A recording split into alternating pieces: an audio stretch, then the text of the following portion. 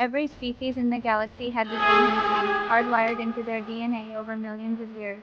When alarms screamed, they fled. When explosions shook the ground beneath their feet, they hid.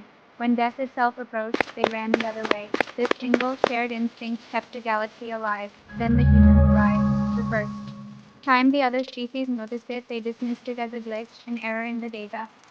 A remote mining station on the very edge of Union space suffered a catastrophic reactor breach. Radiation warnings blared through every communication channel, a digital scream echoing into the void.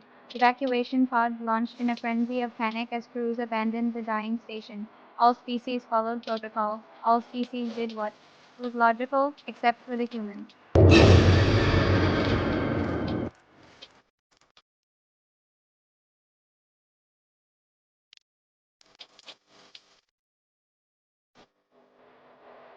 Her voice, laced with static and heavy breathing, came back clear. That's the point. The aliens watched in stunned silence as the humans, clad in their bulky hazard suits, peeled glass doors, carried their injured colleagues over their shoulders, and somehow dragged failing life support systems down, all while the radiation levels climbed past what was considered lethal.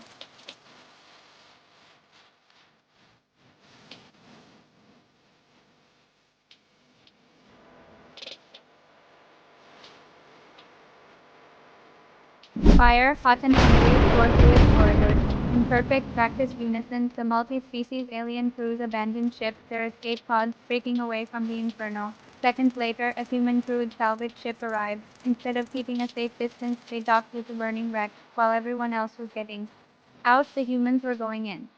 Why would you enter a death trap? The alien captain of a nearby patrol ship demanded over the comms.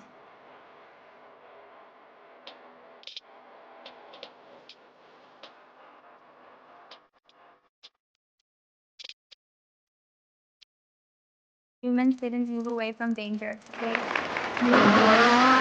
The galaxy's greatest minds tried to explain this bizarre behavior. Perhaps it was flawed threat perception, maybe some kind of collective emotional instability. Some even theorized it was an evolutionary error, a bug in their species code that could have wiped them out eons ago. They couldn't understand that for humans, the equation was different. The risk to oneself was often less important than the safety of others. Then came the war. The Carvox, a relentless insectoid empire, launched a surprise offensive. Their fleets were vast and merciless, moving with terrifying speed, overrunning entire systems in a matter of weeks. The Union's strategy was one of tactical retreat, of preservation. Alien fleets engaged, fought, and when faced with overwhelming force, they pulled back to regroup to save their ships and crews for the next fight. It was the only logical thing to do, but the humans did the opposite. When a Carvox armada, a swarm of jagged obsidian ships, appeared in the orbit of a civilian world, the Union commanders immediately began coordinating evacuation routes. They prepared to seed the system and save as many lives as they could, but the human ships in the fleet didn't fall back. To the horror of the command bridge, their engines flared to life, and they accelerated straight into the enemy's opening volley of fire. They're charging, a Gorn strategist whispered, his mandibles clicking in agitation. That's suicide. An older admiral, who had read the reports from the mining station and the burning freighter, corrected him softly. No, that's human. The humans didn't rush in blindly. Their charge wasn't born of desperation, but of purpose. They targeted weaknesses in the Carvox formation. They sacrificed their speed for better firing positions, and rerouted power from their own shields to their weapons. They understood a fundamental truth that the rest of the galaxy had forgotten. In its pursuit of survival, danger doesn't just disappear if you run from it. Sometimes you have to run toward it to stop it from chasing someone else. Down on the surface of the threatened world, alien civilians huddled in shelters, watching the sky burn with flashes of blue and orange. Human soldiers were landing amidst the chaos, their dropships streaking through anti-aircraft fire. They were forming defensive lines while everything around them collapsed into ruin. An alien observer, a journalist documenting the fall of the planet, found a human commander and asked her the question that was on everyone's mind. Why? Why do you do this? Why not retreat with the others?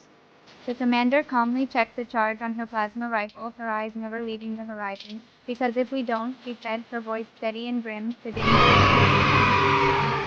The battle was brutal, the casualties were heavy, the human fleet was shattered, and their ground forces paid a terrible price. But the Carvox advanced, for the first time in the war, broke against that wall of defiance. They faltered, and then they fell back.